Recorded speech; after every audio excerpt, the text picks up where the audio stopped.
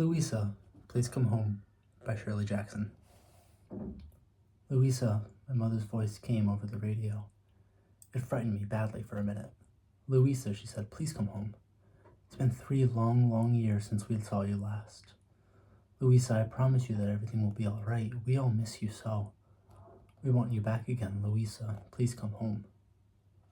Once a year, on the anniversary of the day I ran away. Each time I heard it, I was frightened again, because between one year and the next, I would forget what my mother's voice sounded like, so soft and yet strange with that pleading note. I listened every year. I read the stories in the newspapers. Louisa Tether vanished 1 year ago, or 2 years ago, or 3. I used to wait for the 20th of June as though it were my birthday. I kept all the clippings at first, but secretly. With my picture on all the front pages, I would have looked kind of strange if anyone had seen me cutting it out. Chandler, where I was hiding, was close enough to my old home so that the papers would make a big fuss about all of it. But of course the reason I picked Chandler in the first place was because it was a big enough city for me to hide in. I didn't just up and leave on the spur of the moment, you know. I always knew that I was going to run away sooner or later. I'd made plans ahead of time for whenever I decided to go. Everything had to go right the first time, because they don't usually give you a second chance on that kind of thing, and anyway, if it had gone wrong, I would have looked like an awful fool. My sister Carol was never one for letting people forget it when they made fools of themselves. I admit I planned it for the day before Carol's wedding on purpose. For a long time afterwards, I used to try and imagine Carol's face when she finally realized that my running away was going to leave her 1 bridesmaid short. The paper said that the wedding went ahead as scheduled, though, and Carol told one newspaper reporter that her sister Louisa would have wanted it that way. She would never have meant to spoil my wedding, Carol said, knowing perfectly well that that would be exactly what I'd meant. I'm pretty sure that the first thing Carol did when they knew I was missing was go and count the wedding presents to see what I'd taken with me. Anyway, Carol's wedding may have been fouled up, but my plans went fine. Better, as a matter of fact, than I'd ever expected. Everyone was hurrying around the house, putting up flowers and asking each other if the wedding gown had been delivered, and opening up cases of champagne and wondering what they were going to do if it rained. They couldn't use the garden, and I just closed the front door behind me and started off. There was only one bad minute when Paul saw me. Paul has always lived next door, and Carol hates him worse than she does me. My mother always used to say that every time I did something to make the family ashamed of me, Paul was sure to be in it somewhere. For a long time, though, he had something to do with my running away. For a long time, they thought he had something to do with my running away, even though he told over and over again how hard I tried to duck away from him that afternoon when he met me going down the driveway. The papers kept calling him a close friend of the family, which must have overjoyed my mother, and saying that he was being questioned about possible clues to my whereabouts. Of course, he never even knew what I was running away. That I was running away.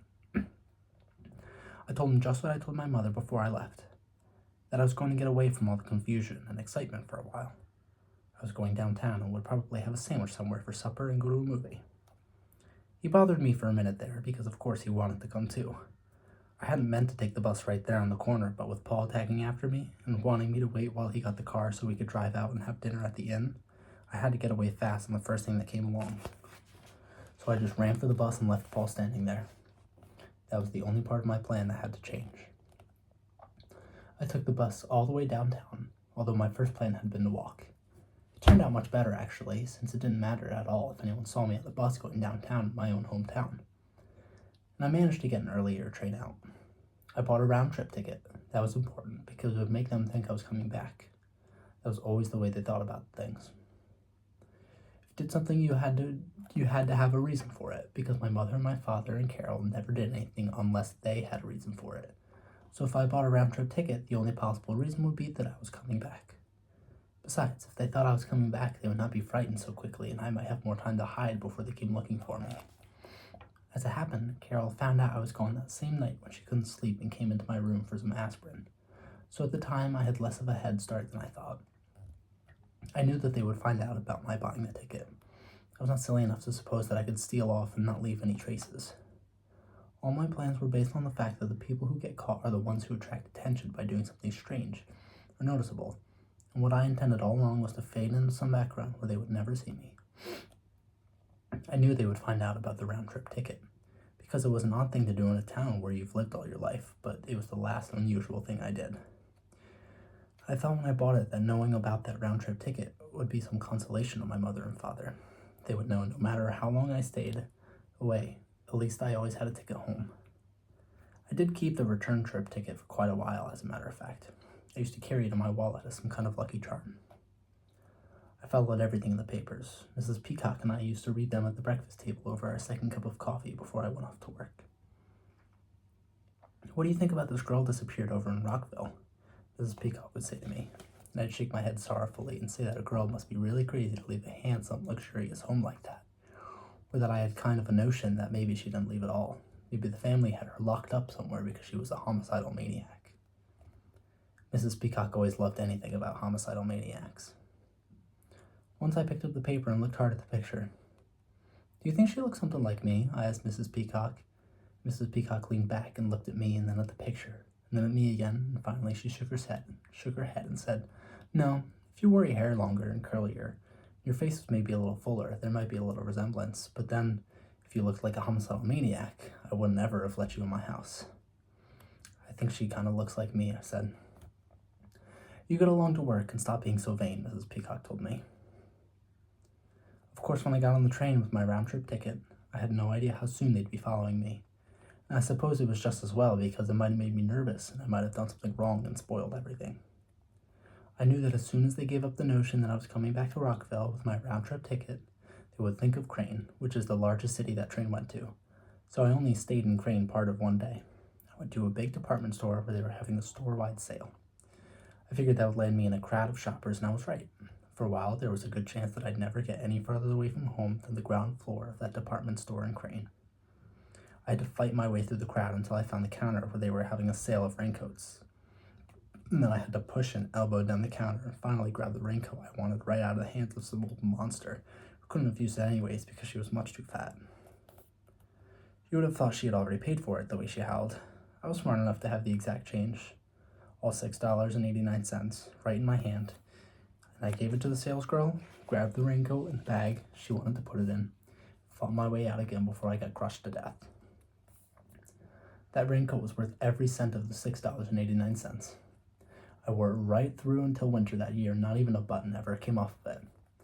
I finally lost it the next spring when I left it somewhere and never got it back. It was tan, and the minute I put on it in the ladies' room of the store, I began thinking of it as my old raincoat. That was good. I'd never before owned a raincoat like that, and my mother would have fainted dead away. One thing I did that I thought was kind of clever. I'd left home wearing a light short coat, almost a jacket, and when I put on the raincoat, of course, I took off my light coat.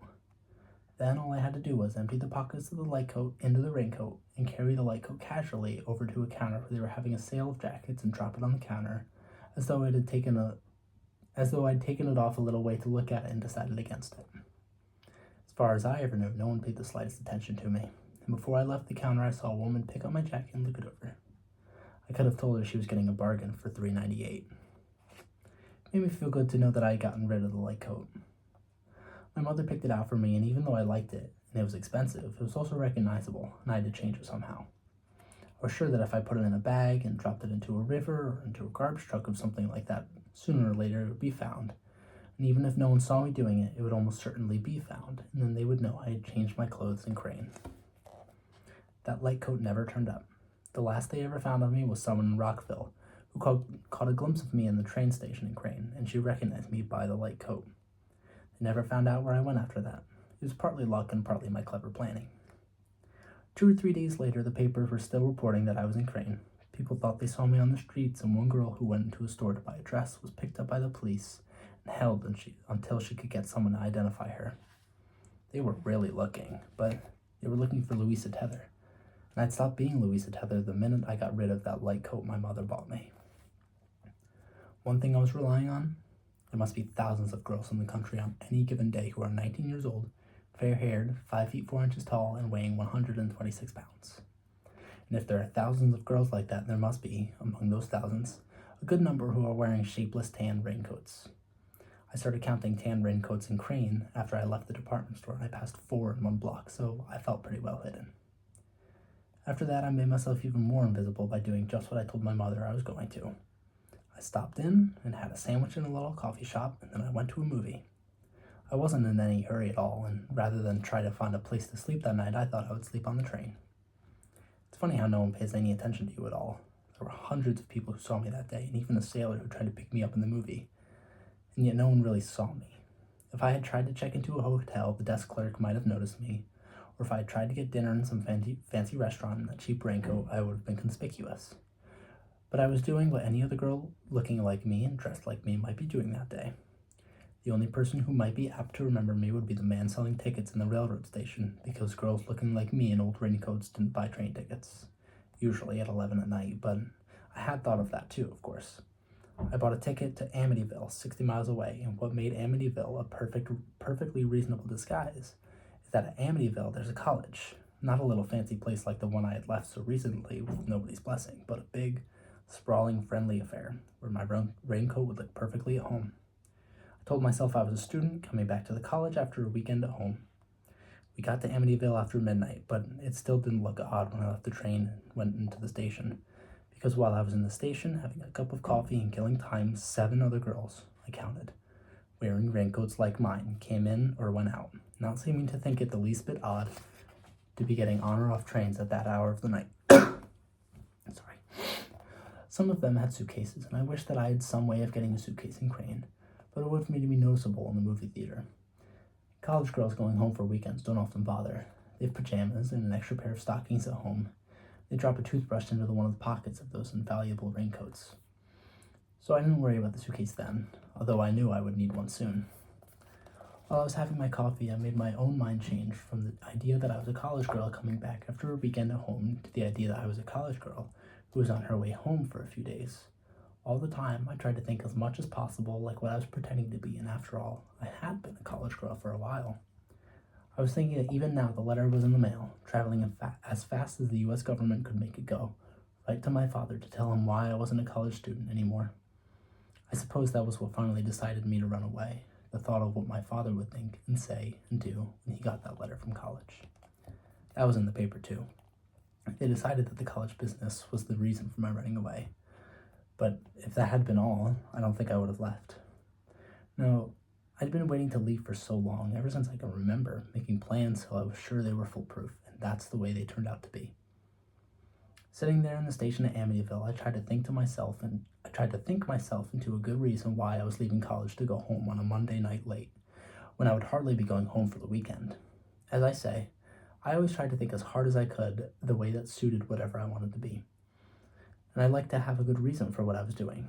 Nobody ever asked me, but it was good to know that I could answer them if they finally did. I finally decided that my sister was getting married the next day, and I was going home at the beginning of the week to be one of her bridesmaids. I thought that was funny. I didn't want to be going home for any sad or frightening reason, like my mother being sick or my father being hurt in a car accident, because I would have to look sad, and that might attract attention. So I was going home for my sister's wedding.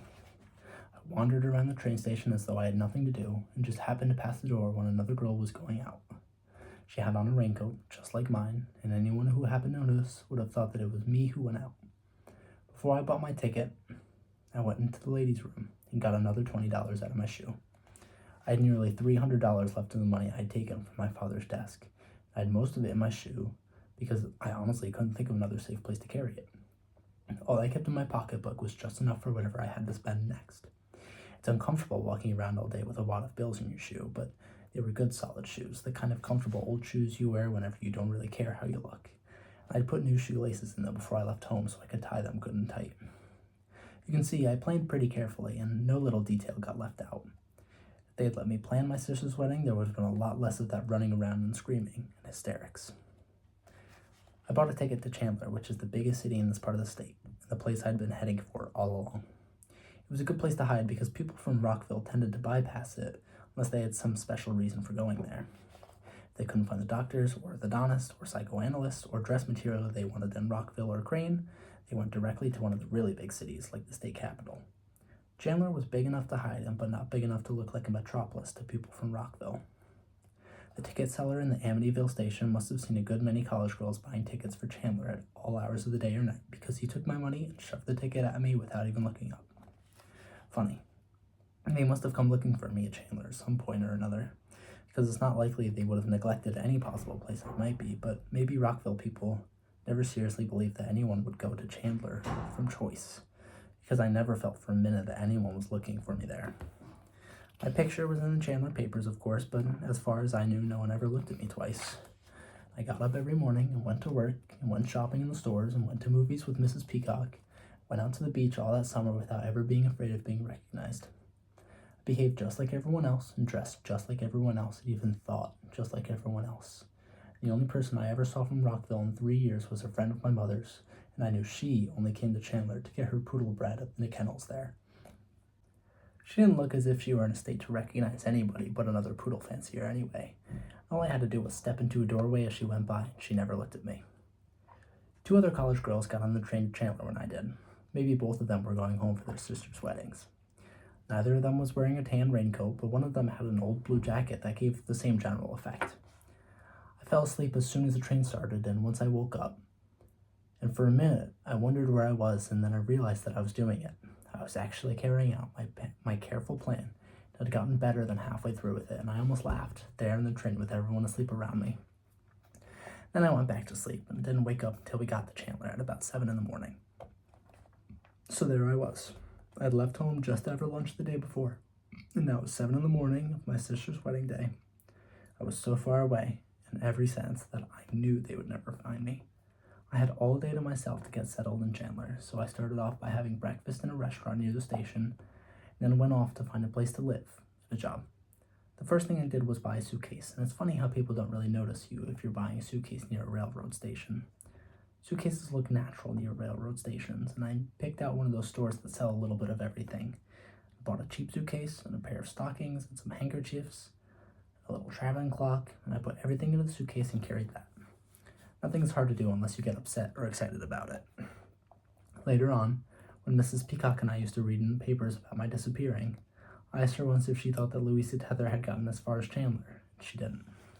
They're saying now she was kidnapped, Mrs. Peacock told me. That's what I think happened. Kidnapped and murdered.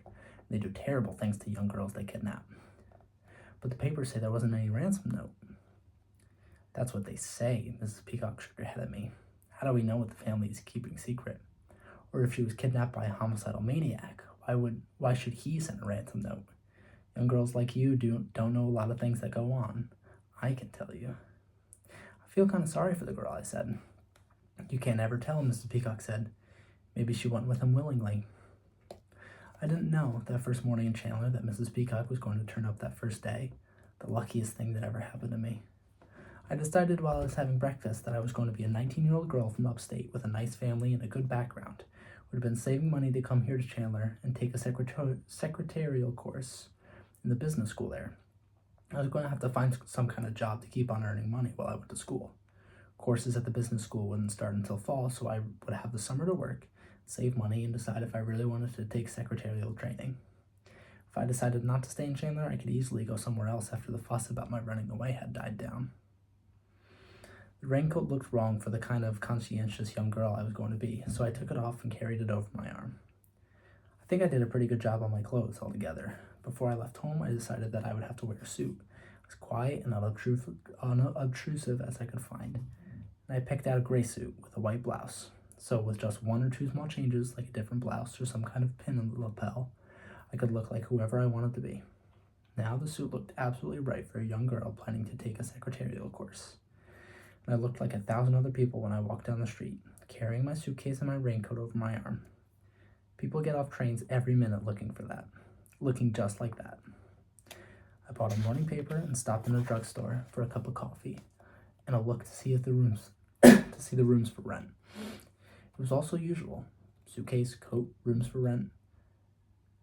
That when I asked the soda clerk how to get to Primrose Street, he never even looked at me. He certainly didn't care whether I got to Primrose Street or not, but he told me very politely where it was and what bus to take. I didn't really need to take the bus for economy, but it would have looked funny for a girl who was saving money to arrive in a taxi. I'll never forget how you looked the first morning, Mrs. Peacock told me much later. I knew right away you were the kind of girl I'd like to rent rooms to, quiet and well-mannered. But you looked almighty scared of the big city. I wasn't scared, I said. I was worried about finding a nice room. My mother told me so many things to be careful about, I was afraid I'd never find anything to suit her. Anybody's mother would come into my house at any time and know that her daughter was in good hands, Mrs. Peacock said, a little huffy. But it was true. When I walked into Mrs. Peacock's rooming house on Primrose Street and met Mrs. Peacock, I knew that I couldn't have done this part better if I'd been able to plan it. The house was old and comfortable, and my room was nice. Mrs. Peacock and I hit it off right away. She was very pleased with me when she heard that my mother had told me to be sure the room I found was clean and that the neighborhood was good, with no chance of rowdies following a girl if she came home after dark. She was even more pleased when she heard that I wanted to save money, take a secretarial course so I could get a really good job and earn enough to be able to send a little home every week. Mrs. Peacock believed that children owed it to their parents to pay back some of what had been spent on them while they were growing up. By the time I'd been in the house an hour, Mrs. Peacock knew all about my imaginary family upstate, my mother, who was a widow, my sister, who had just gotten married and still lived at my mother's home with her husband, and my young brother Paul, who worried my mother a good deal because he didn't seem to want to settle down. My name was Lois Taylor, I told her. By that time, I think I could have told her my real name and she would never have connected it with the girl in the paper, because by then she was feeling that she almost knew my family, and she wanted me to be sure and tell my mother that when I wrote home, that Mrs. Peacock would make herself personally responsible for me while I was in the city and take as good care of me as my own mother would. On top of everything else, she told me that a stationery store in the neighborhood was looking for a girl assistant, and there I was. Before I had been away from home for 24 hours, I was an entirely new person. I was a girl named Lois Taylor, who lived on Primrose Street and worked down at the stationery store. I read in the papers one day about how a famous fortune teller wrote to my father offering to find me and said that astral signs had convinced him that I would be found near flowers. That gave me a jolt because of Primrose Street, but my father and Mrs. Peacock and the rest of the world thought it would mean that my body was buried somewhere. They dug up a vacant lot near the railroad station where I was last seen, and Mrs. Peacock was very disappointed when nothing turned up. Mrs. Peacock and I could not decide whether I had run away with a gangster to be a gun mole, or whether my body had been cut up and sent somewhere in a trunk. After a while, they stopped looking for me, except for an occasional false clue that would turn up in a small story on the back pages of the paper.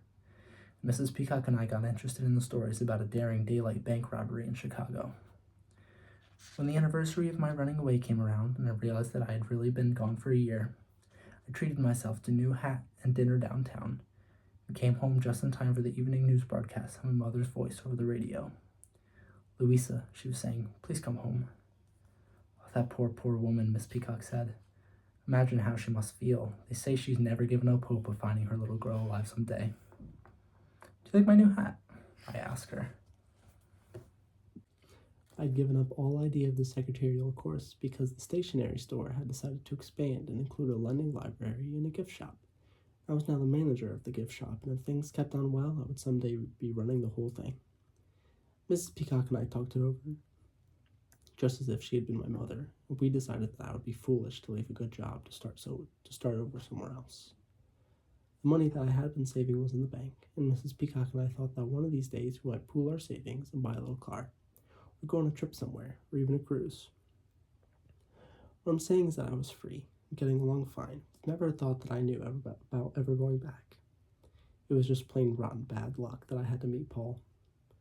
I'd gotten so I hardly ever thought about any of them anymore, and never wondered what they were doing unless I happened to see some item in the papers. But there must have been something in the back of my head remembering them all the time, because I never even stopped to think.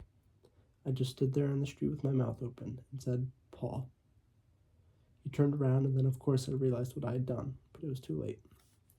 He stared at me for a minute, and then frowned, and then looked puzzled. I could see him first trying to remember, and then trying to believe what he remembered. At last, he said, "Is it possible?" He said I had to go back. He said if I didn't go back, he would tell them where to come and get me. He also patted me on the head and told me that there was still a reward waiting there in the bank for anyone who turned up with conclusive news of me. He said that after he collected the reward, I was perfectly welcome to run away again, as far and as often as I liked. Maybe I did want to go home. Maybe all that time I had been secretly waiting for a chance to get back. Maybe that's why I recognized Paul on the street. A coincidence that never would have happened once in a million years. He had never even been to Chandler before. Was only there a few minutes between trains. He had stepped out of the station for a minute and found me. If I had not been passing at that minute, if he had stayed in the station where he belonged, I would never have gone back. I told Mrs. Peacock I was going home to visit my family upstate. I thought that was funny. Paul sent a telegram to my mother and father, saying that he had found me, and we took a plane back. Paul said he was still afraid that I'd try to get away, and that the safest place for me was high up in the air where he knew I couldn't get off and run. I began to get nervous, looking out the taxi window on the way from the Rockville airport. I would have sworn that for 3 years I hadn't given a thought to that town, to those streets and stores and houses I used to know so well. But here I found that I remembered it all, as though I hadn't ever seen Chandler and its houses and streets. It was almost as though I'd never been away at all. When the taxi finally turned the corner into my own street, and I saw the big old White House again, I almost cried. Of course I wanted to come back, I said, and Paul laughed. I thought of the return trip ticket I'd kept as a lucky charm for so long, and how I'd thrown it away one day when I was emptying my pocketbook. I wondered when I threw it away whether I would ever want to go back and regret throwing away my ticket. Everything just looks the same, I said. I caught the bus right there on the corner. I came down the driveway that day and met you. If I'd managed to stop you that day, Paul said, you probably would never have tried again. Then the taxi stopped in front of the house and my knees were shaking when I got out. I grabbed Paul's arm and said, Paul, wait a minute. And he gave me a look I used to know very well. A look that said, if you back out on me now, I'll see that you never forget it. And put his arm around me because I was shivering. We went up to the front door. I wondered if they were watching us from the window. It was hard for me to imagine how my mother and father would behave in a situation like this, because they were always made such a point of being quiet and dignified and proper. I thought that Mrs. Peacock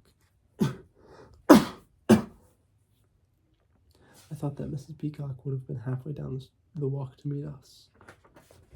But here the front door ahead was still tight shut. I wondered if we would have to ring the doorbell. I'd never had to ring this doorbell before.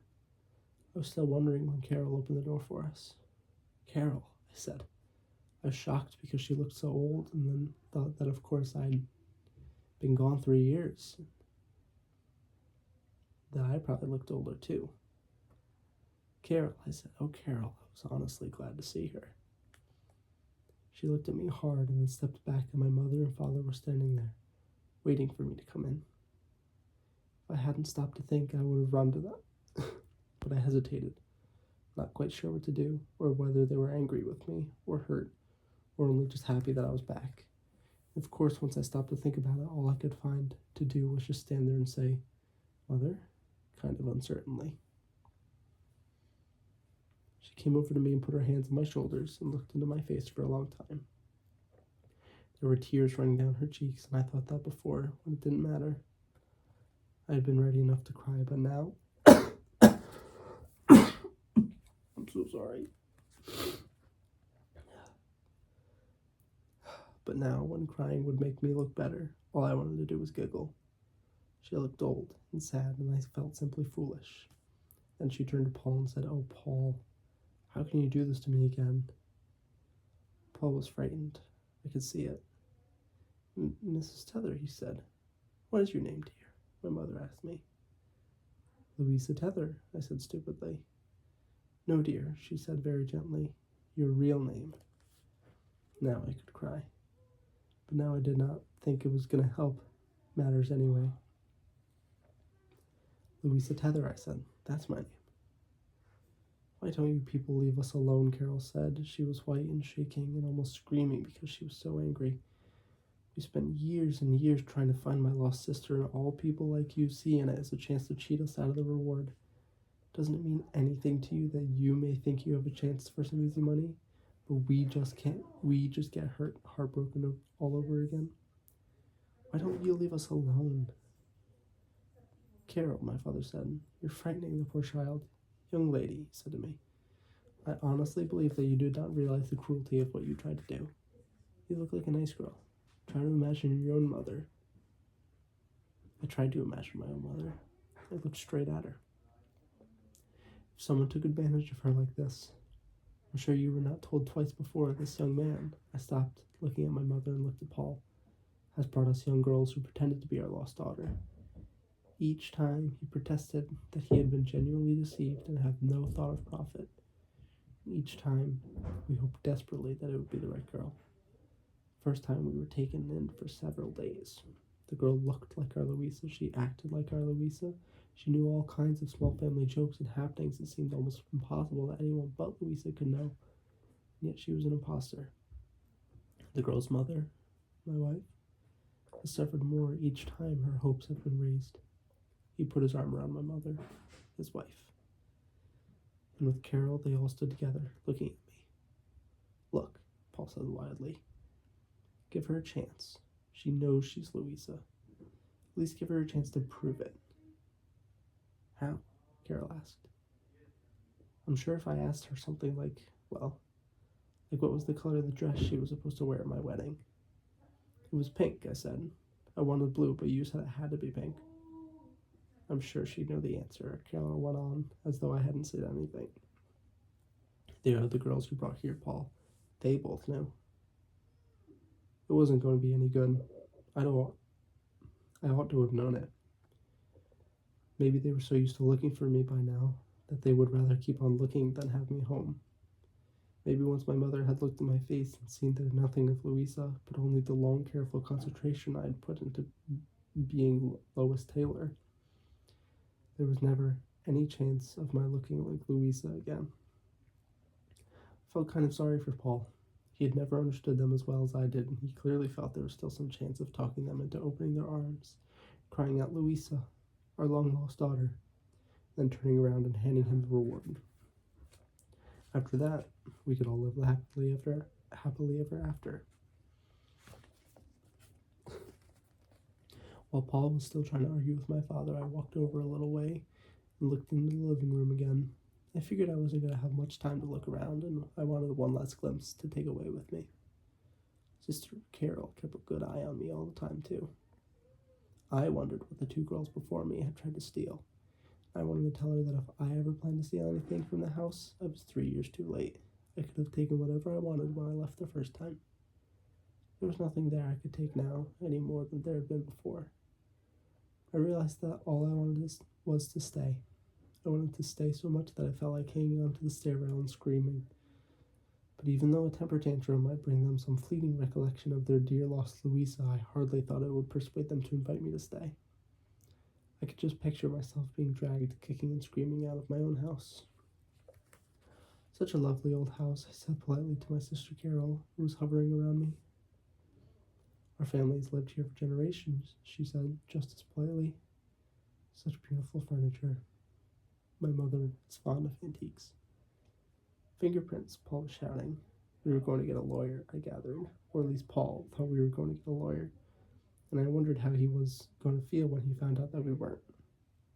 I couldn't imagine any lawyer in the world who would get my mother and my father and my sister Carol to take me back when they had made up their minds that I was not Louisa. Could the law make my mother look into my face and recognize me? I thought there ought to be some way I could make Paul see that there's nothing we can do. And I came over and stood next to him. Paul, I said, can't you see you're only making Mr. Tether angry? Correct, young woman, my father said, and nodded at me to show that he thought I was being a sensible creature.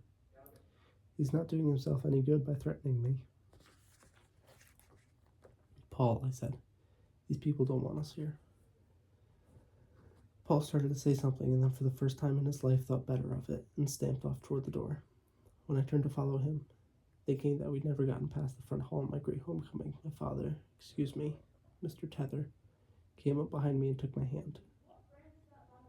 My daughter was younger than you are, he said to me very kindly, but I'm sure you have a family somewhere who love you and want you to be happy. Go back to them, young lady. Let me advise you as though I were really your father. Stay away from that fellow. He's wicked and he's worthless. Go back home where you belong. We know what it's like for a family to worry and wonder about a daughter, my mother said. Go back to the people who love you. That meant Mrs. Peacock, I guess. Just to make sure you get there, my father said, let us help you towards your fare. I tried to take my hand away, but he put a folded bill into it, and I had to take it. I hope someday, he said, that someone will do as much for our Louisa. Goodbye, my dear, my mother said, and she reached up and patted my cheek. Very good luck to you. I hope your daughter comes back someday, I told them. Goodbye. The bill was a 20, and I gave it to Paul. It seemed little enough for all the trouble he had taken, and after all, I could go back to my job in the stationery store. My mother still talks to me on the radio, once a year on the anniversary of the day I ran away.